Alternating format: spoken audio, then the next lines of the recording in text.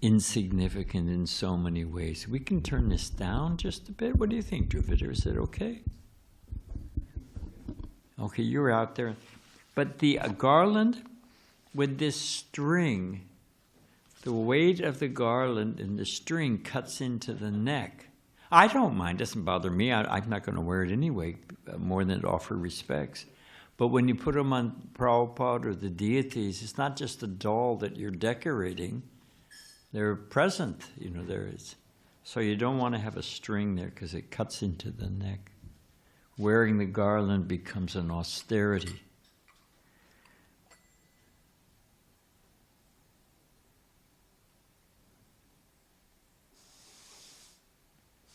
And we're singing this. I think we can turn it down a bit, just a touch. It's a little too intimidating. But we're going to sing Jai Radha Madhava, as we usually do, because it's written by Srila Bhaktivinoda Thakura. It's one of his many, many bhajans. And Prabhupada said everything is there. Krishna's name, his phone number, his address, everything's there in Jai Radha Madhava.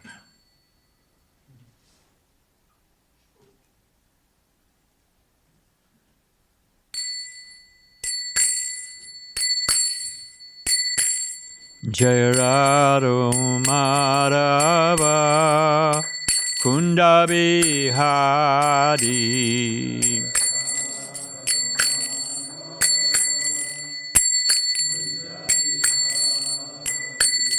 Jai Radha Madhava Kunda Bihari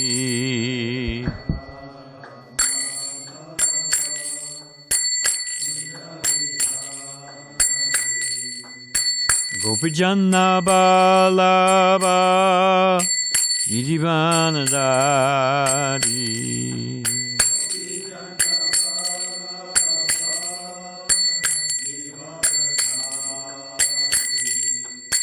Gopijana Balava Girivanadari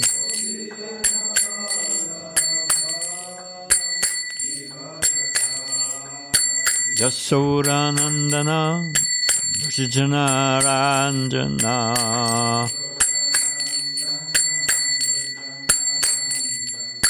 Yasodanandana Vrijana Ranjana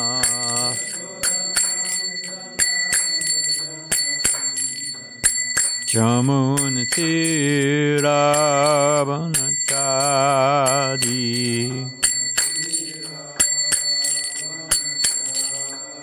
Jamuna Tiravanakadi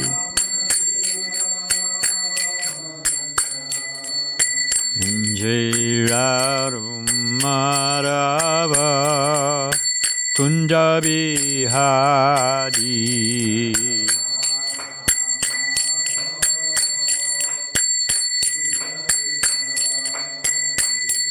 Gopijana Balava Girivanadari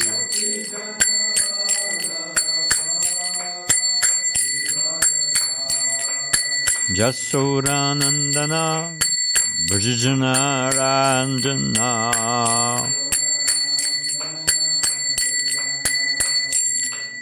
Jamuna Tiravanakadi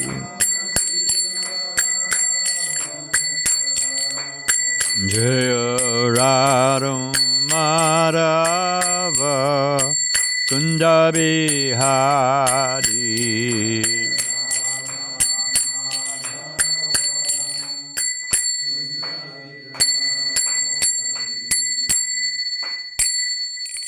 Jaum Vishnupad Paramahansa Pariba Jakacharya Sithidashri Shriman's Divine Grace of Acharan Bhaktivedanta Swami Maharaj Srila Prabhupada Ki ISKCON BBT Founder Acharya Jagaguru Srila Prabhupada Ki Ananda Kota Vaishnava Vrinda Ki Namchar Srila Haridas Thakur Ki Prem Shri Goho Shri Krishna Chaitanya Prabhu Nityananda Shri Dvaita Gadadhar Shiva Sari Go Bhakti Brindaki. Shri Shri Radha Krishna Go Gopinath Shama Kunda Radha Kunda Giri Govardhan Ki. Vrindavandam Ki. Turzam Ki. Dwarkadam Ki. Navadipdam Ki. Jagannapuridam Ki. Jamunamai Ki. Gangamai Ki. Tulsi Maharani Ki. Bhakti Devi Ki. Sambheda Bhakti Vindaki. Srila Prabhupada Ki. Siddhara Giridhari Ki. Shri Krishna Sankirtana Jaga Ki. Gopremanandi. All glories to the assembled devotees. All glories to the assembled devotees. All glories to the assembled devotees. Namam Vishnu Padaya Krishna Prasthaya Bhutale Srimati Bhakti Vedanta Swami Tanamani Namaste Saraswati Devi Gauravani Pacharni Nirvasesha Sunyavari Paskacha Disatarini Shri Krishna Chaitanya Prabhu Nityananda Shri Dvaita Gadadhar Shivasadi Gaur Bhakta Brinda Hare Krishna Krishna Krishna Hare Hare Hare Ram Ram Ram Hare Hare. So a few things that we didn't have time to mention last Sunday about Srila Bhaktivinoda Thakura. So amongst his services to the Vaishnavas, anyone who's ever taken the road from Mathura to Vrindavan, especially in what to speak of in those days, but I remember taking a horse cart from Mathura. It took about maybe an hour and a half, something like that, maybe even longer. But it can get kind of desolate or lonely or, whatever it is. It's remote on that road. And there used to be thieves. There was gangs of thieves that would rob from the pilgrims because they're coming to give some gift to the deity, something like that. So they were easy pickings, simple, gentle Vaishnavas, with their pockets full of something wonderful to give to the deities. And there were robbers and thieves, and it became quite dangerous. And Srila Bhaktivinoda Thakura, because of his influence with the British Raj, got the police out there and the army out there, and it took quite some time. But he cleared them all out, cleared out all the thieves, all the rogues. Good morning, Marsh. So the Vaishnavas could travel very peacefully from Mathura to Vrindavan, because the train comes to Mathura in those days. So there's that. He said there were 4 things that motivate people, motivate humankind, and it's interesting because you'll see it's a progression towards purity. So the 4 things that motivate people, the lowest is fear. Like an animal, you take a stick and it'll move, So fear. And people vote. So you, Maharaj, you were in class yesterday. And you said about fear being one of the strongest motivators in advertisement. So Srila Bhaktivinoda Thakura says here, the most base motivation for people in the lower modes of nature is fear. They'll move out of, you're going to burn forever in hell. Well, that'll get you off the ground. So, but it's not a very elevated state. So that's one of the first and primeval motivator, according to Srila Bhaktivinoda Thakura, is fear. The next, a little more elevated, is personal gain, motivation for personal gain. Well, I'll get something out of it. I want something, I need something, I get a benefit. I'll do it if I get a benefit. One, I'll do it. If I don't do it, you'll whack me with a stick or I'll burn forever in hell. Well, okay, I'll get some gain. When I get to heaven, going to see them pearly gates. All right, so it's a little bit some personal interest. The next is duty. I do it because I should do it. It's the right thing to do. Piety. That's a little more elevated. Anyone know what that, other than Dravida Prabhu? Anyone? Prabhu. Okay, nice guess. Love. It says right here, the thing is love. So to actually do it, why do it? Just the gopis. Krishna has a headache. Well, we don't care. We'll put the dust of our feet on. We may go to hell, but Krishna's got to get rid of his headache. So it's a progression of things that motivate people. And if you think about it, being motivated by love, you don't expect a return. The other things you're expecting, it's an exchange. But genuine love, you just want to see the person happy. What happens to you is irrelevant. Okay, so there are also 4 blessings that were given by Srila Bhaktivinoda Thakura to his son, Srila Bhaktisiddhanta Saraswati Thakur, 4 blessings. And these blessings were told by Srila Bhaktivinoda Thakur's wife. This comes from Bhakti Vikas Maharaj's book. So there were 4 blessings that he gave to his son. May you accomplish these in your life. May these be, accomplishments. So one of them was to establish Daiva Varnashram, a classless society, no discrimination. To crush the bogus understanding of bhakti, all the different bowels, owls, what's another one of the? Yeah, sahajiyas, yeah. To crush all of that, to clear the path for pure bhakti. To start the Mayapur Parikram, the pilgrimage of Mayapur, to bring, each of the acharyas has given something, starting with Srila Bhaktivinoda Thakura, something to the Dham, to glorify Mayapur. There's the famous, when Srila Bhaktisiddhanta Saraswati Thakur invited the governor of Bengal out to Mayapur, and he was criticized roundly by the others, this Gaudiya group, that Gaudiya group, that you're bringing this Malecha out here, and he's going to eat meat and have his little nip of Irish whiskey or whatever it is, and you're bringing this guy out here. So he just ignored the whole thing. To get the governor out to Mayapur, all the road from Calcutta to Mayapur, by the time it got out to the Nadia district, it was just a ox cart path, just 2 grooves in the, So they couldn't bring the British governor out on that. The governor of Bengal was the second most, right under the ambassador, the viceroy, was the second most popular, most powerful position in India. So you can't, So they built a road. And he came out, did his thing, cut his, ribbon, and off he went. And Srila Bhaktisiddhanta Saraswati Thakur said, I didn't care about the governor. I wanted the road. Got a nice road so people could come out from Calcutta. So to start the Mayapur Parikram, and the last was to spread the glories of Mayapur Dham. Srila Bhaktisiddhanta, this comes from the following anecdote was often told to his disciples by Srila Bhaktisiddhanta Saraswati Thakur, who heard it from Srila Krishnadas Babaji. So this is Krishnadas Babaji, the famous bhajanir, relating a pastime that Srila Bhaktisiddhanta Saraswati Thakur used to tell about Srila Bhaktivinoda Thakura.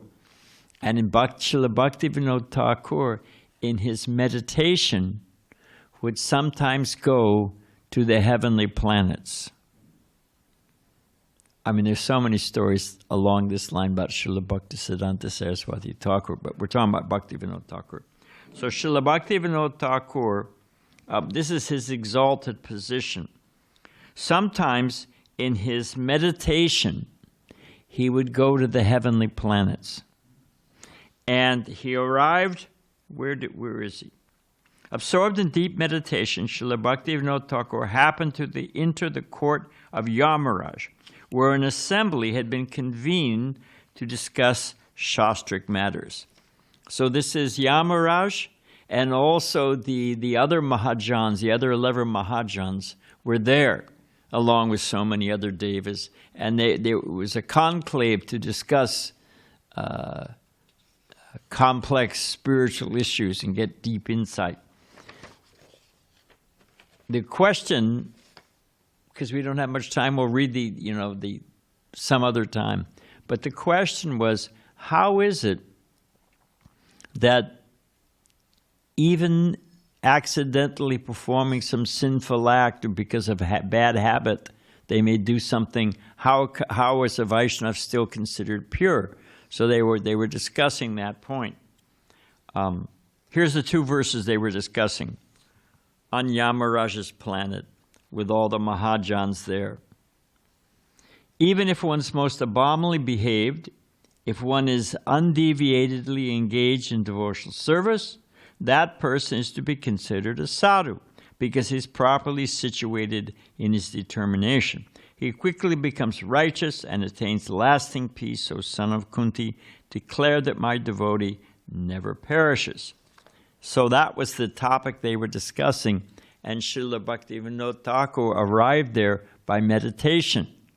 They all turned to him, like when Sukadeva Goswami arrives at Naimisharanya, everyone stopped, offered him a seat, and asked for his answer. We'll save that for a future class, because it's a long and detailed and very blissful answer. So that just shows the position of Srila Bhaktivinoda Thakura. He used to say, in Jaiva Dharma here, it's one of my favorite lines, common sense, that gift from God, and I'll say in a minute the last thing. So he says, common sense, that gift from God, anyone know the rest of it? So rarely used. It's a classic statement. It's a nice little, Vaishnav sweet sarcasm, because people just don't even, that everything's happening by chance, and that from chemicals life has come. Okay, fine. Put some chemicals, bring the person back to life. Well, we can't do that yet. Where's the common sense? So and I wanted to read, because I do want to do this other slideshow. I wanted to read his schedule, because we hear this all the time, and we think of it all the time. Certainly a Sudra like me. Oh, I don't have time. When will I do that? And we always say we don't have time. But the problem is we don't organize our time. We have oceans of time. But we, waste it, fritter it away. The mind is in 50 different places. What should take 5 minutes takes us a half an hour, and then we do it wrong and have to do it over again. What's this saying? You don't have a time to do it right the first time, but you have time to do it over again? Think about what is the logic of that one? So this is from the Lit Prashad. In his notes, Lit Prashad was one of Srila Bhaktisiddhanta Saraswati Thakur's brothers. Hey! It's one of his brothers. Lalit Prashad, in the notes on his father's life, describes the Thakur's daily schedule while he was staying in Jagannath Puri. Now remember that he's the magistrate, which is like the local governor. It's right under the British, there's a, whatever. You got the idea. Powerful, very demanding position, and in charge of the Jagannath temple, and writing over 100 books, so many things. So does he have time? Between 7:30 and 8 p.m., he would go to bed. He would then rise just before 10, 2.5 hours later, light his oil lamp, and write books till 4 a.m. Then he would again rest for a maximum of half an hour. At 4:30 a.m., he would wash his face and hands, sit down, and chant on his beads. And he had big japamala. At 7 a.m., he answered all correspondence. 7:30 a.m., read various religious and philosophical works. 8:30 a.m., he received guests or else continued to read till 9:30. At that time, he would walk back and forth on the veranda of his house, contemplating different religious questions and solving them in his mind. Sometimes he would solve them aloud as if preaching to some unseen guest.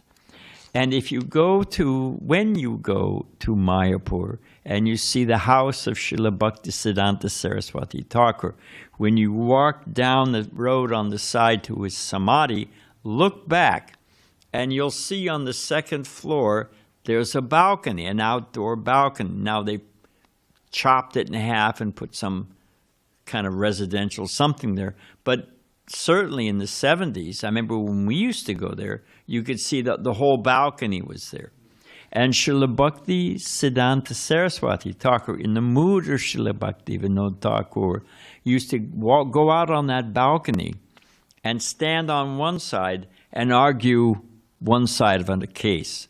Then he'd pace back very quickly to the other side, turn and defeat it. Then he'd go back to the other side of the balcony and defeat that second argument. Then go back, and this way, back and forth, he would argue against him because nobody else could stand up to him. Who else are you going to argue with or debate with? And he would defeat back and forth. Prabhupada said, I heard Prabhupada say this, would go out on that balcony and sit and listen. Others, his godbrothers, big sannyas, they were afraid to go out there on that balcony. And they told him, fools rush in, where angels fear to go. You shouldn't go out there. You're just, Prabhupada said they used to call him a putrefied householder. Because you're a householder. I don't know what the Bengali word is.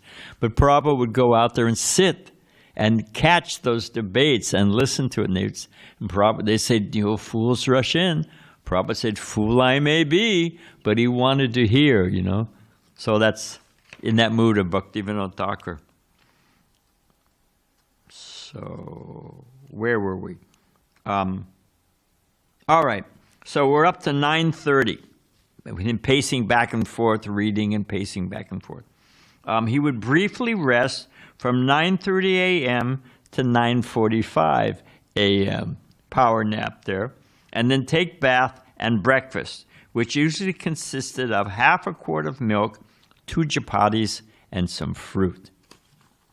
9:55 a.m., and he has a pocket watch. Remember, I showed that picture. He had that gold pocket watch. He kept track of things, Time I am, but he was on top of time. 9:55 a.m., he would then don his uniform and leave for the court in his carriage. Just picture that with nice big Vaishnav tilak, Vaishnav neck beads, and you saw the pictures in the aristocratic, diplomatic, for his robes. As a magistrate, he wore coat and pants. On his neck, 6 strands of large tulsi beads. He was resolute in his court decisions and would decide a case immediately, not tolerating any humbug. He shaved his head monthly and never cared what anyone thought of it. And I mentioned that Mr. Ravenshaw, who was the British officer above him, thought that if we had a few more men like this, they'd chase us right out of India. 10 a.m., the court would begin. He would hear between 30 to 50 cases per day, yet he finished by 1 p.m. That Mr. Ravenshaw thought, he must be doing a sloppy job. How does he end at 1:30? He must be doing light load. But they went back and saw he's doing, 30 to 50 cases a day? He must be doing a cheesy job, or a shallow job. And he was stunned by the power of the arguments and the solid case law reference, the whole thing. Devotees are expert. Doesn't mean you just, whatever. What took other magistrates a half hour to finish, Srila Bhaktivinoda Thakura finished in 5 minutes. Clear brain. At 1 p.m. he went home, refreshed himself, and then returned to work from 2 p.m. to 5 p.m. Almost done. Every evening after court duties, Bhaktivinoda Thakura would translate some Sanskrit religious work into Bengali by dictating it to his secretary. Then There was an evening bath and meal consisting of a little rice, 2 chapatis, and another half quart of milk. With his own cow. Vegans, don't get excited. He had his own cow he took care of. Indian village life. Srila Bhaktivinoda Thakura worked with a pocket watch so that everything he did was on schedule. He always arrived early for a train. Here's a joke by Srila Prabhupada. 2 men are waiting for a train to come. And one man is saying, everything in India is late. It's always late. It's all just griping and grumbling. And sure enough, it's the Rajdhani Express, supposed to show up at 9 o'clock. It shows up right at 9 o'clock. So the one man said, just see, 9 o'clock, Rajdhani, here it is. The other man said, that's yesterday's train. It's Prabhupada's joke. Okay, so despite his heavy domestic and official responsibilities, Bhaktivinoda Thakur's every moment was embellished with an intense desire to render service to the Lord. So if you think you don't have time. So, I did have, what time is it? I have a few poems, just because he's famous for his poetry, and just a few excerpts to catch his mood, the mood of Srila Bhaktivinoda Thakura. Then we'll close out and we'll do this, quickly go through this.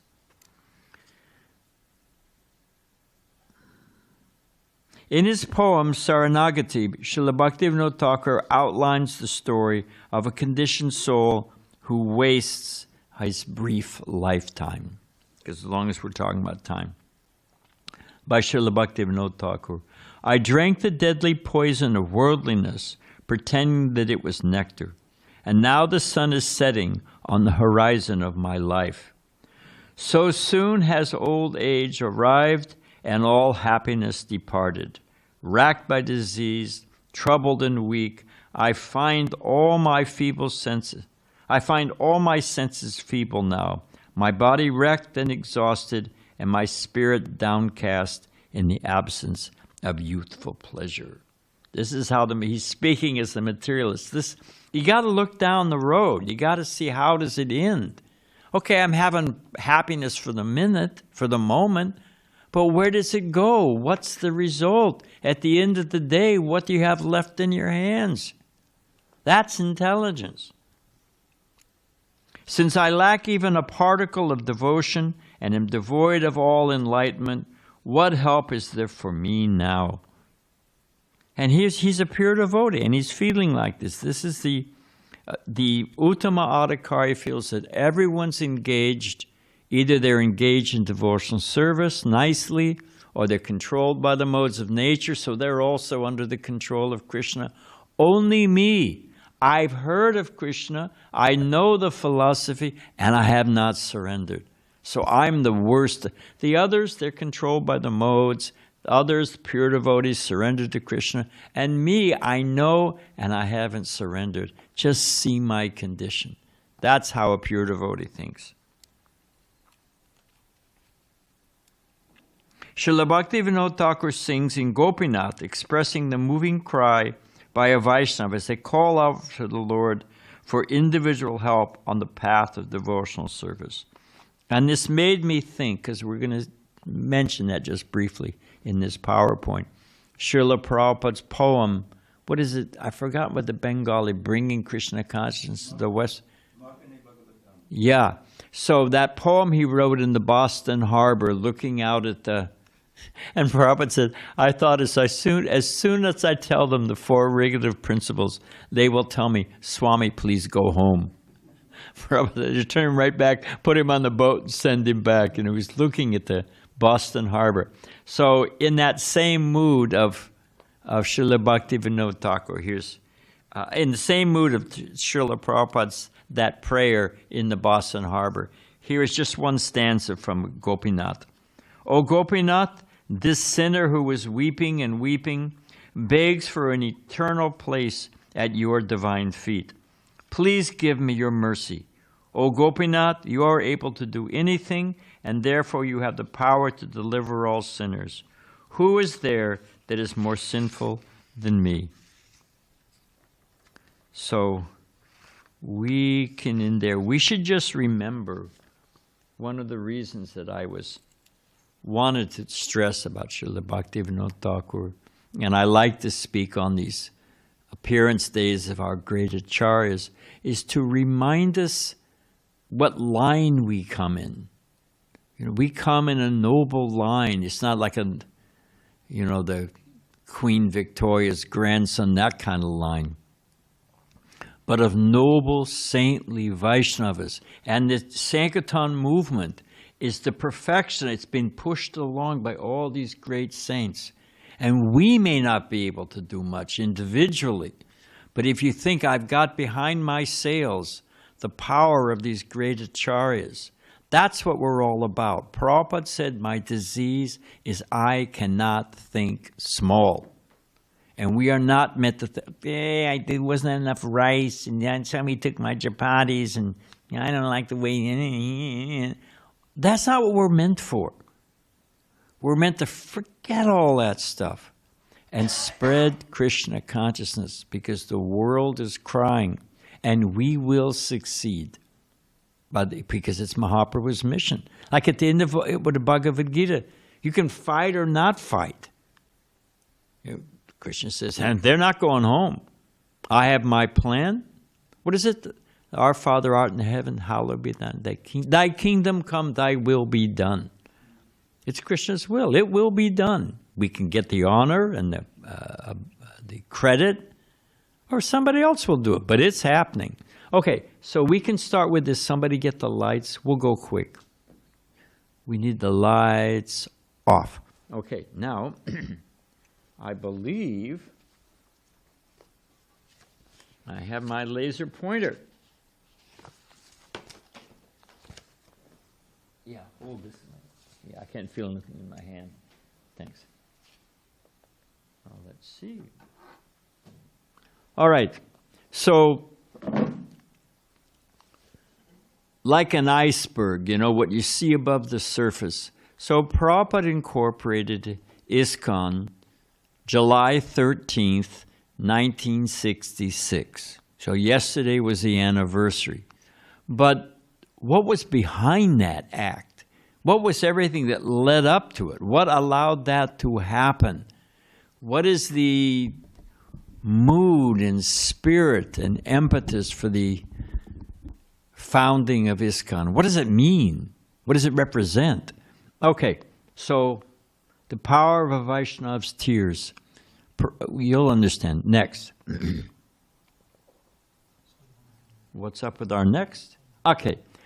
What is the consciousness behind so feelingly calling out for Krishna? I mean, you look at Srila Prabhupada's face, and I'm speculating, admittedly, but what is he feeling for the conditioned souls and people trapped in this material world and chasing after nothingness, ephemeral? Like what does Prabhupada see? He loves the mirage, the animal chasing after the water in the desert but never gets it and drops dead. He's looking at us and thinking, don't waste your life. Next. So what is that mood? It's the mood of the Panchatattva. Prabhupada said compassion is the essence of the Sankirtan movement. Next. It is the mood of Advaita Acharya. He's calling down Sri Chaitanya Mahaprabhu to save them. This is Shantipur. Next. It's the mood of the 6 Goswamis. They're absorbed in the suffering of the conditioned souls. How to help them, how to save them. Next. This is Prabhupada looking out. If you look out that window, it's right on the Bhajan, Kutir, and the Samadhi of Rupa Goswami. So Prabhupada used to meditate. They asked Prabhupada, it makes my blood boil just to mention it. One of Prabhupada's godbrothers said, well, your Bhaktivedanta, Abhay Babu, he was a businessman. He was, raised in a Vaishya family, and he knew how to organize and make money, and that's why this mission, ISKCON succeeded. We're Brahmins, we don't experience how to deal with pound, shilling, pence, makes your blood boil. What did Prabhupada say? The success, he was successful. Prabhupada was successful, he said, because I had firm faith in the order of my Guru Maharaj and in the power of the holy name. That's why Prabhupada succeeded. So here's Prabhupada next. First time they met, we all know the famous meeting. And he said, go to the West, next. Preach in English, go to the West, next. So what does that mean? It comes in the context of Srila Bhaktivinoda Saraswati Thakur. This is with that Bengali, the British Governor Anderson, I forget his first name, the governor of Bengal. This is, of course, is Srila Bhakti. He was quite tall, actually. That's Srila Bhaktivinoda Saraswati Thakur. And what did he say? Western civilization must be crushed. Next. This is him. This is the governor. This is Srila Bhaktivinoda Saraswati Thakur. And this is one of the early days of radio, speakers. Ran on a coil.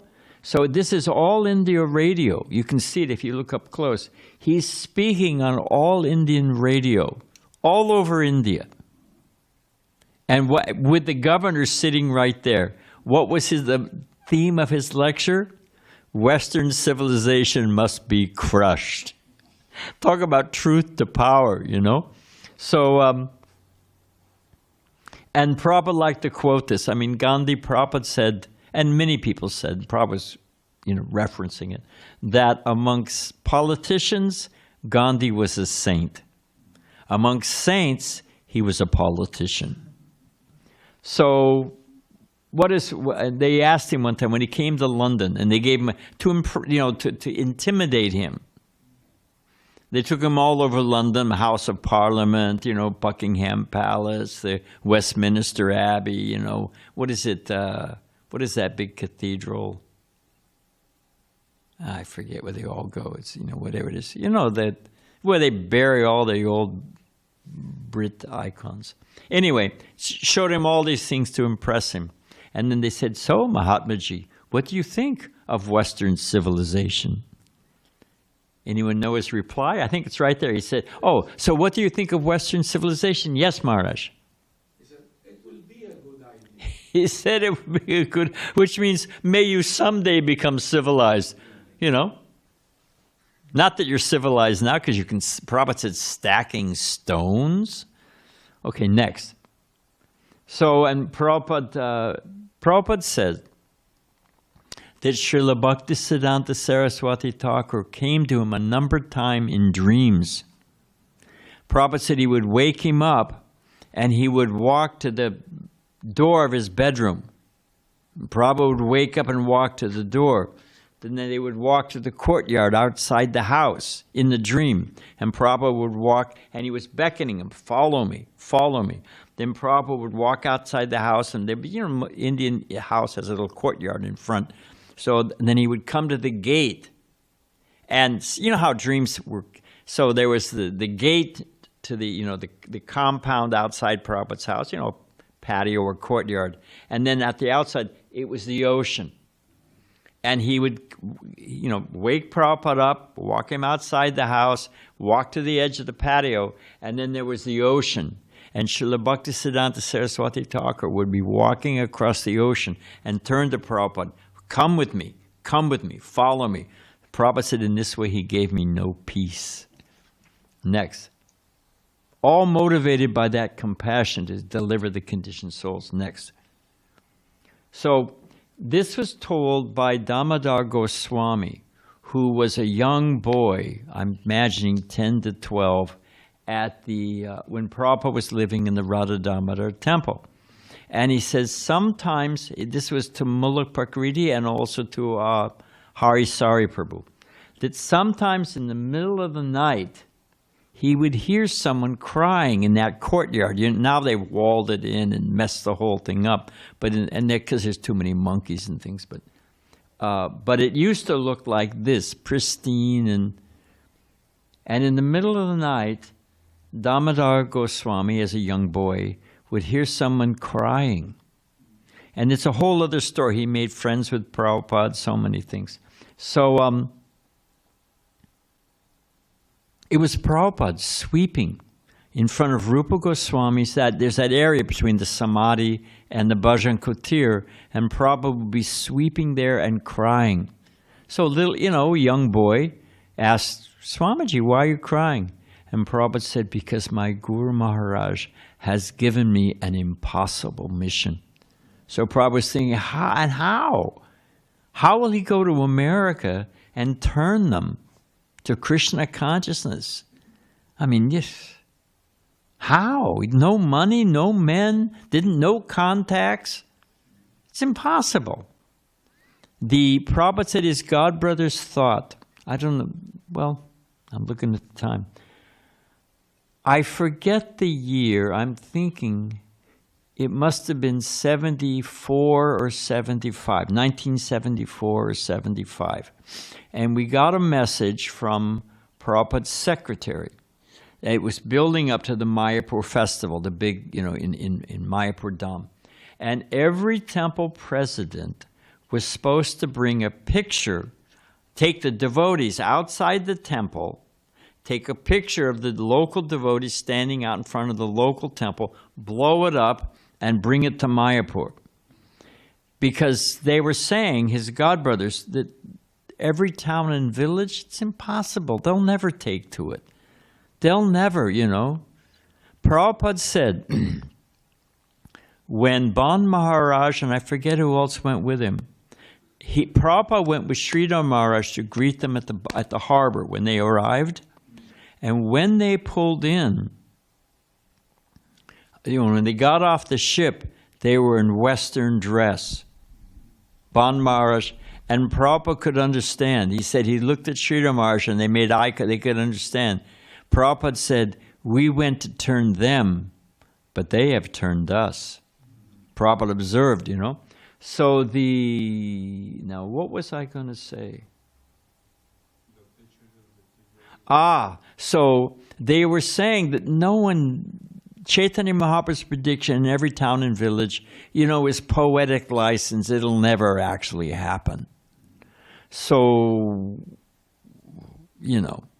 don't even. So when they saw the list, that was the point. When they saw the list in Back to Godhead of the different temples, ISKCON temples, they thought they were just fakes, fake addresses, because it could never happen. You just pick some addresses out of a phone book and stick them in there to make it look like you're doing something. So Prabhupada, knowing this, had us bring pictures of every temple. And Prabhupada, we might have just driven by and taken a snap of a building, but each set was the local devotees out in front of the building. And it had to be the local devotees, because then you would see it's a different building and it's a different set of devotees. You could drive around with the same set of devotees and, and Photoshop wasn't around, but you could fake it that way. And we lined those up, mounted them on boards, and, it used to, where the TOVP is now, you could come straight from Bhaktisiddhanta Marg through the gates of Mayapur all the way to the Lotus building was the building existing at that time. And the temple was in the ground floor. And we lined those up, and there was probably maybe about, I don't know how many, 75 temples all lined up. And people were stunned. They were, the old Gaudiya Mat sannyasis with their brahmachari assistants. It was like if I brought you pictures. It literally was if I'd brought you pictures of, here's ISKCON on Venus, here's ISKCON on Mars, they could not, but they couldn't deny it. There it was. So it was an impossible mission. Next. So this is Prabhupada's, what the hey, I'll tell it. This was told by Damodar Goswami to Mulla Prakriti and to Harisari. Harisari said, Prabhupada, I heard in an evening massage, it would be intimate. And sometimes you could ask Prabhupada about his early days in the Gaudiya Math, or how he met Srila Bhaktivinoda Saraswati Thakur, or his life as a child. You would ask these things. So it was, Hari Saripur was massaging Prabhupada. He says, Prabhupada, I heard that you had the darshan of Rupa Goswami. Prabhupada said, that is common knowledge. He didn't deny it, but he didn't really want to talk about it. Hari Sari asked him, some time went by. Now his interest was really piqued. Hari Sari Prabhu said he asked again. Prabhupada said, that you do not require. They're telling you they heard Krishna, they saw Lord Jagannath playing a flute. Prabhupada was not cheap like that. He didn't want to, So later on, Hari Sari heard from Mulla Prakriti that she'd interviewed Damodar Goswami. Damodar Goswami had become friends with Prabhupada. That's a whole story. Prabhupada caught him stealing out of the hundi, busted him. It's a whole story. So they became friends. One night, Damodar Goswami, as a boy, used to go to Prabhupada's room in the Radha Damodar temple in the evenings and say, Swamiji, would you like anything to eat? My mother has sent me. She's cooking for her family. Prabhupada was, you want any puri, sabji? Do you want anything, at night? A little veg, something like that. And Prabhupada would sometimes take. So the young boy shows up, asks Prabhupada, would you like anything? And Prabhupada has a very bad cold. He was coughing, and, Prabhupada said, an unwanted guest, don't feed it. That's how you get rid of a cold. You don't eat. So Prabhupada said, no, I'm fasting. In the middle of the night, he heard that Damodar heard that his parents were awake. They were looking out at the window across the courtyard. And those temples, Radha Damodar, Radha Govinda, Radha Raman, those things lock up tight as a drum. They shut those big wooden doors, and they put a big bar. You don't get in, you don't get out. If you're in, you're in. If you're out, you're out. When they used to lock those things up. So, in the middle of the night, he hears that his parents are up. They're looking out the window, and they're talking. He comes and sees they're looking across the courtyard, and under the room where Prabhupada slept, there's a effulgent light coming out of you see a crack under the door. Light is coming out. And Prabhupada's talking to someone. Now, they know everyone who lives inside. There was, at those days, only about maybe 10 families living inside. And this is someone else with a deep, rich voice. So they were thinking, who's he talking to? How did they get in? Who, like that. The next morning, the young boy, naturally curious boy, runs to his friend, Srila Prabhupada, and says, Swamiji, Swamiji. And he said he saw Prabhupada, remember at the night he had cold and cough and all rugged up, as they say, with a chadar and a cap. Prabhupada sitting up straight, Hare Krishna, Hare, with a completely clear, deep voice chanting. So the boy asked, Swamiji, who were you talking to last night? Prabhupada said, I had the darshan of Rupa Goswami. And the little boy said, what did he say? What did he say? Naturally, well, okay, what were you talking about? And he said, he told me, you write these books, you go to the West, and we will take care of everything else. So this is Prabhupada getting darshan of Rupa Goswami, and Rupa Goswami telling you, just go, don't worry. We'll take care. We got your back. We'll take care of it. Okay, next. So, of course, here's the books. For the first canto, I heard Prabhupada say this person. He said, "I didn't know if I would live long enough. I thought maybe I'll get the first canto done." Prabhupada said, "So everything you need to know, like Krishna's fuller and fullest, in Mathura and in Dwarka and in Mathura, he's fuller and fullest. So, of course, you read all the Bhagavatam and all of Prabhupada's books. But Prabhupada said, everything you need to know is in the first canto. Next. Oh, now I wanted to show something. And just one of those classic statements by Prabhupada. It's meant This is the message. This is the compassion. This is what motivated Prabhupada. It's meant to bring about a revolution in the impious lives of a misdirected civilization. It's just a pearl of a sentence. And if you will look here, you see right here, this is, of course, we know the story, and this is Goloka Vrindavan. Here's Radha and Krishna. But what's happening here? Anyone know? That is Lord Chaitanya's Sankirtan party. 1970, summer, I can't remember the month, a devotee asked Prabhupada, Prabhupada, when I go back to Godhead, Prabhupada said, deserve, then desire. But when I go back to Godhead, I don't, I love Chaitanya Leela, I love Krishna Leela, I don't know which one to pick. Prabhupada said that you can simultaneously be back to Godhead, participating in Krishna Leela and Lord Chaitanya's Leela. You can go back and forth, you can be in both simultaneously, and it's right there on the cover of Srimad Bhagavatam. Prabhupada said it can be daytime and nighttime. Krishna can be playing with the cowherd boys and dancing with the gopis. It can be daytime and nighttime simultaneously. Wrap your mind around that. Oh, three-dimensional, fourth-dimensional time. Next. So here we are in Chippiwada. This is Prabhupada sitting on the veranda. And actually, Brahmananda said Prabhupada told him that he did most of the translating work and his commentary work in Delhi, in Chippiwada. Some in Vrindavan, but most. Next. We'll zip through this quickly. And of course, this is Prabhupada's printed up his little flyer, India's message of peace and goodwill, Bhagavatam. Next. This is, Prabhupada used to sit in these three rooms, and that right here, this grill, goes all the way down, so there's ventilation inside the building. And this Prabhupada talks about householders are living in the temple and fighting, and then all the domestic stuff going on, and Prabhupada sitting here translating. When I went there, it was locked up, I couldn't get it. Prabhupada's typewriter was sitting there, inside this room. And I went and told the temple president in Delhi, when I went, because I was staying at the Delhi, you got to go get it. And he spaced out and didn't get it. Next. What's up? Okay, so this is just the Prabhupada's ticket, and it lists Chippiwada. It lists two addresses. It's got, his office is Delhi, and his home is Vrindavan. Next.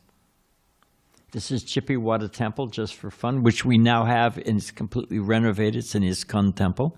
Next. Here's the beautiful deities that Prabhupada would sit and chant japa in front of at the Radhaballabha temple. Next. In Chippiwada. Just to give you a flavor, picture Prabhupada going through this is the Sharma press. It's a picture of the press, but picture Prabhupada dealing with all of that. It's so tightly packed you can't even get in there with a pole rickshaw. Next. So Prabhupada, again, impossible mission. Before Prabhupada left for the West, he visited Shantipur. It's a long story, but the head puja, Shantipur is the place of Advaitacharya. And it's significant. It's significant for so many reasons. But Advaitacharya and Lord Nityananda used to meet there and plan out the Sankirtan mission. They would meet and plan. So Prabhupada's going on the mission to the West, the next step of Lord Chaitanya's and Lord Nityananda's Sankirtan mission. So he went there for blessings. And the pujari saw this sadhu crying. He asked, why are you crying? Remember, the tears of a Vaishnava. Prabhupada said, Abhay Babu? Because he recognized Prabhupada, but he hadn't seen him for like 20 years. Prabhupada said, yes, I'm the unworthy disciple of Srila Bhaktivinoda Saraswati Thakura, and he's given me an impossible mission. Next. So he also went to his guru, Srila Bhaktivinoda Saraswati Thakura's samadhi, just before getting on the boat. And he said the same thing to the pujari. My Guru Maharaj, Srila Bhaktivinoda Saraswati Thakur, has given me an impossible mission. Next. Of course, Jaladuta, next. 2 heart attacks. Thought if a third one comes, it'll definitely kill me. And then he had the dream of all the different avatars were rowing the boat and smoothest sail of the captain's life across the Atlantic. Next. Huh? Hurricane season. Just thank you for that. And just to give you an idea, you know, they want to come to America and go to Las Vegas and see the, you know, whatever it is, Wall Street, Empires, Statue of Liberty, so many things. This is what Prabhupada left. These pictures are from '73, but this is what Vrindavan used to look like. Next. I'm just so peaceful. The blue sky, clean air, no horn honking. This is, you know, this is where our Gurukul is, right along here. This is Madan Mohan. Keep going. Next. Here's the Jamuna. This is, what is it? Yeah, Kusum Sarovar. Next. Govardhan Hill. Next. We'll go through these quickly. This is Radhakund, 1972. Just imagine what it must have been like. That's all right. No, go ahead. No, you're good. Just for fun. Radha Damodar, where Prabhupada was staying, would sit on that little veranda and chant japa for hours. Next. This is the Victoria Memorial. This was built in honor for the, I think, the 50th Jubilee for, yeah, it must have been 50th, not 70th. So 50th Jubilee, Queen Victoria. You can see how big this thing is. You can Google it. I think it's 130 feet or something. Prabhupada's on a morning walk. You can hear the tape. Prabhupada says that as a boy, when they were building it, Prabhupada climbed all the way to the top. Bamboo scaffolding, creaking, you know, can you imagine? Prabhupada climbed to the top as a boy. I don't know the age. It doesn't say the age, but you know, I imagine young teenager, 12, 13, something like that. But he climbed to the very top. And the devotees say in the morning walk, Prabhupada, you must have been very brave. Prabhupada said, and I am still brave. He said, otherwise, how I come to your country all alone? Next. So here's, you can see, 69 years old, all alone, 38 days at sea, a suitcase, an umbrella, and a supply of dry cereal. He had some oats that he could cook up if nothing else was available. He figured I can last for a month on this. Several trunks of books and 40 rupees. We know the story of 40 rupees. It's 12,500 miles by sea. He started in Calcutta, and here he is in Boston. Unbelievable. Next. Impossible. This is in Boston Harbor. Prabhupada said, you know, there he is. This is taken a little later on, but you can imagine he pulls into Boston Harbor. He's looking at the citadel of Maya, the skyline, and he's at the wharf. Prabhupada said so many advertisements for clam chowder. Lobster soup, Prabhupada said, lobster soup. So, and he was, how will they ever take this? How will they? And Prabhupada, because they told him, you know, you're going to have to eat meat, and you got to eat with a knife and fork. You got to, you know, it's so cold, you got to drink tea. They were telling all of this. And Prabhupada's looking at this place thinking, well, here we are, you know, what to do? And so Prabhupada was praying to Krishna for a sign. It was all foggy. Boston Harbor's often foggy, so it's all foggy. So Prabhupada's saying, please, do I water it down? Do I not tell him this? Do I just, you know, what do I do here, you know? Prabhupada said the fog cleared, and there was a warehouse, and the big signboard said, unalloyed steel. You know, don't mix, don't change, don't water down, give it to him as it is. Next.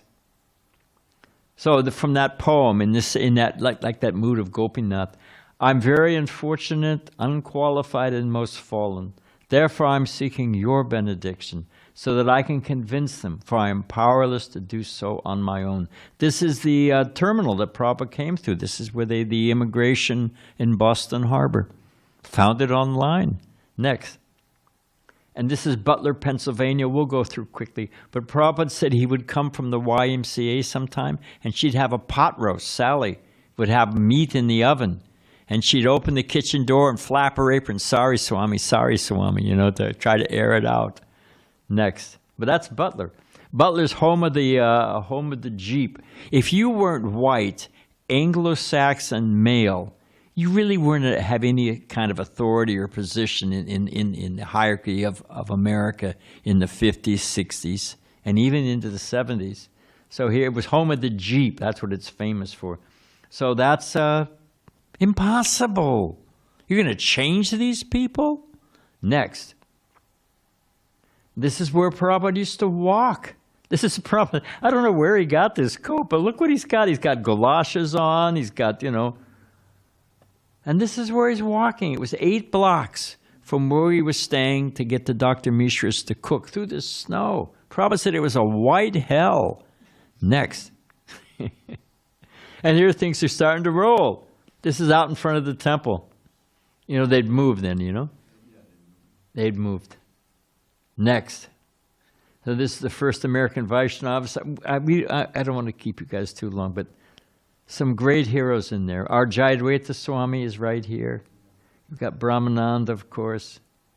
Where's Brahmananda? Right in the front. Okay, next. Standing in front of St. Bridget's. It's just amazing. Impossible. Next. Prabhupada used to make the point that there were 60 plus English versions of Bhagavad Gita. 60 that you could get, because Prabhupada went to the New York Library. He checked it all out, So 60. Yeah, I read some Penguin. I read that, so many Isherwood, so many bogus ones. But the thing is that Prabhupada points out, did single one of them make a devotee? One single devotee? Prabhupada's Gita, and like popcorn, all over the world, people are becoming Vaishnavas. Tens of thousands, ultimately. Hundreds of thousands. So there it is. Next. This is the first Ratha Yatra. This is on the cart. This is the truck, the bar from the diggers, from the hippies. Mahatma told me this. He was in I was also in San Francisco in 1970. But I was down at the site working with Jayananda.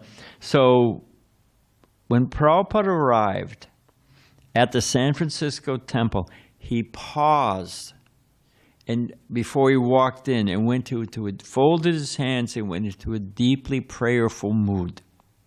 Then when he sat down to give his arrival address, he did not sing Jai Radha Madhava, but he sang the Guruvastakam prayers. Later on, Madhavisa asked Prabhupada, you'd usually sing Jai Radha Madhava. Why do you sing the Guruvastakam prayers? And Prabhupada said it was to welcome the 6 Goswamis. They were there with Prabhupada, went just to see the first, this first Ratha Yatra, and it wasn't the first one, 1970. But just, there it is. Next. Of course, Hippie Hill. We're almost done now. Next.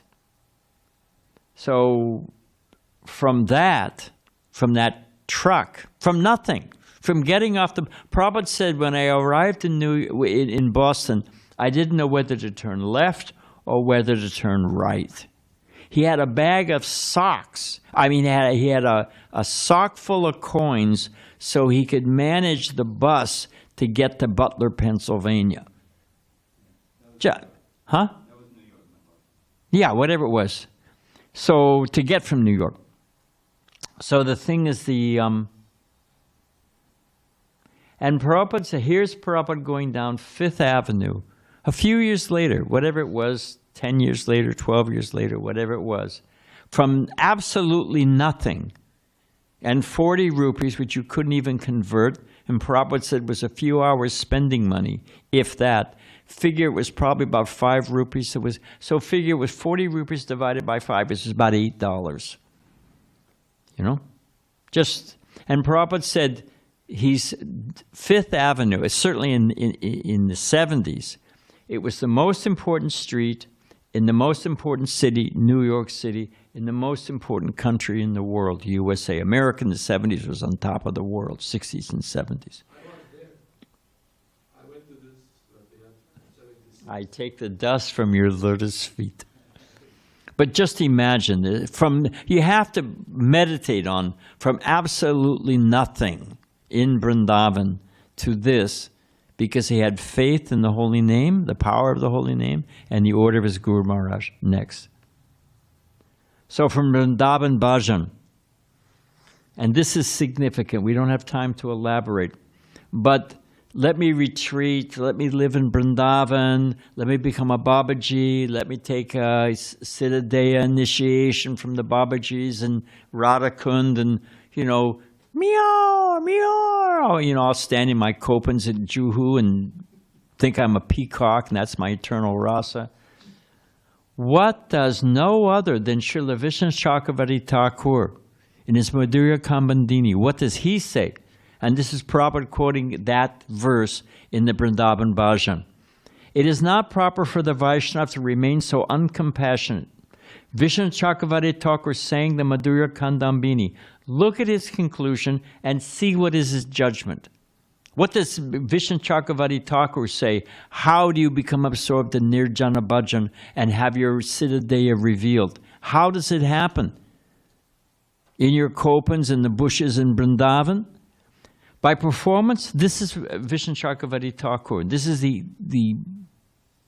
validation that you just do the needful. You dedicate yourself to spreading ISKCON and book distribution and prasadam and maintaining ISKCON temples and serving the Vaishnavas.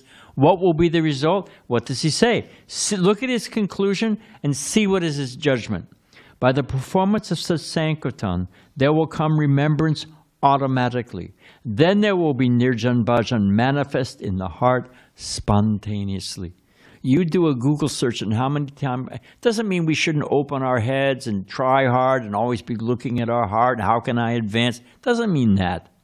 But it means that if you're absorbed in Sankirtan mission of ISKCON, you will obtain Nirjan Bhajan if you do it right. Look at it how many times, do a word search on automatically or do the needful, you will advance. Do a word search on it. Just see how many times it comes up. Next. So we did one or two slides. It's impossible to measure the mercy that we have received. Madhavis was speaking to Prabhupada, it says in the Gita, that one who's acted piously for lifetimes and a reaction to sinful activities is completely eradicated. That person can take the devotional service. Madhavi said, but me, I was on my way to McDonald's. I was on my way to McDonald's and met the devotees. I didn't have any pious activities, and I hadn't stopped my sinful. How did it happen? Prabhupada said, I've created your good fortune. I have created your good fortune. And Prabhupada said, I only ask one thing, that you go and create good fortune for others. So next. So considering all that Srila Prabhupada did for us, and this is one of those sutras by Vaisheshika Prabhu, the attitude of gratitude. We should have the attitude of gratitude, and let me put my shoulder to the wheel, because this is the line we come in, and this is what's behind it. So we can end there. I'm way over time, but thank you very much, Prabhu. Hare Krishna and Maharaj. Hare Krishna.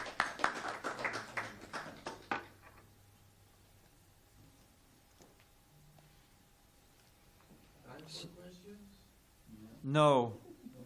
You can we can talk, but it's not fair to the devotees. They got things. They want to go out on book distribution. They want to get ready for the Sunday feast. They got stuff to do. While we're packing up, go ahead, Marsh. They can go. What's up? Huh? Yeah, but devotees can go. I don't want to hold them up. Yes. I was asked this question by one devotee that Srila Bhaktivinoda Thakura, in his autobiography, he mentioned that at certain time in his life he ate fish and meat, and how we can understand that. I've heard that also. Yeah. And I think it's probably true. I don't know. Yeah. Maharaj has to say. But no. But Hare Krishna Maharaj, we cannot hear you. Did it die?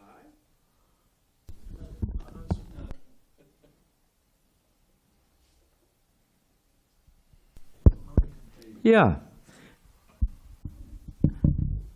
You know, we sometimes use this term Leela as lightly. But I do take it like that. I take, just like Chaitanya Mahaprabhu, you read the Chaitanya Bhagavat, and he appears as a haughty scholar, you know, and he makes fun of the Vaishnavas, or not makes fun, but, you know, challenges them and defeats them with mundane logic, and, you know.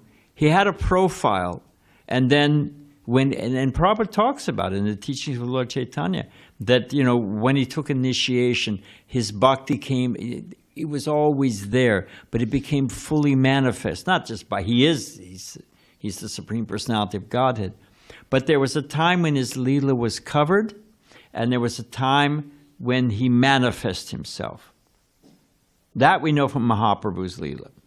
I take it in the same way that he was, I mean, he was raised in a Shakta family. They were worshiping Durga and great opulence, and then everything was gone. His grandfather had huge debts and all that. So I take it that like fire is covered by smoke. I take that he was covered, he was born in that family, and then poof, he manifests at appropriate time. Anybody else got an answer? I'm willing to hear it. Is that okay? Yeah. And it's also said, and I don't mean in any, you know, I'm not even a speck in the room of Srila Bhaktivinoda Thakura. But it's said that Vaishnava, the disappearance is more important than the appearance, because at the disappearance, they've manifested their pastimes, their Leela. They've, you know, shown themselves. So whatever he may have come out of, how did he come out? You know, what did he manifest? So we've got so many great saintly devotees in this movement that ate meat, drank beer, went to bar fights. Now look where they are. So I don't lose sleep over it. Thank you, Maharaj.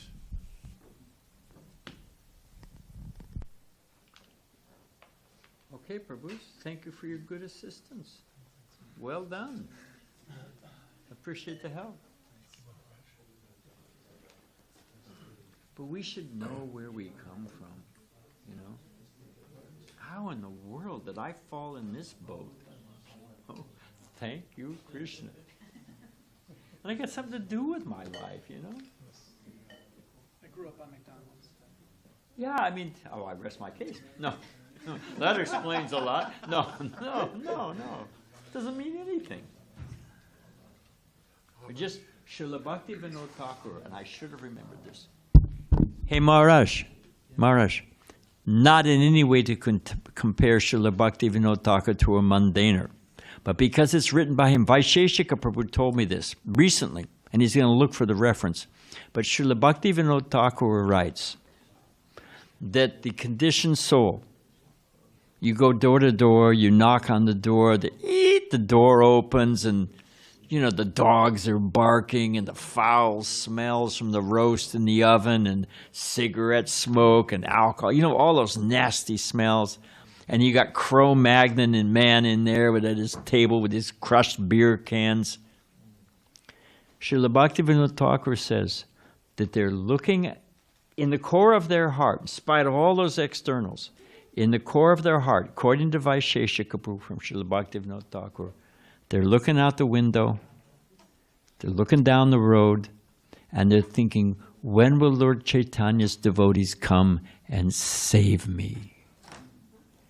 So, even then, where are we? Where did we come? Who cares? No, it's a good question. I thank you for asking, Marsh. Just waiting. Prabhupada said there's Brahmins. I heard him say this. There's Brahmins on every corner. Just go and pick them up. They're out there waiting. Where are the devotees? Help me, save me, come get me out of here. Haribol. Thanks, man.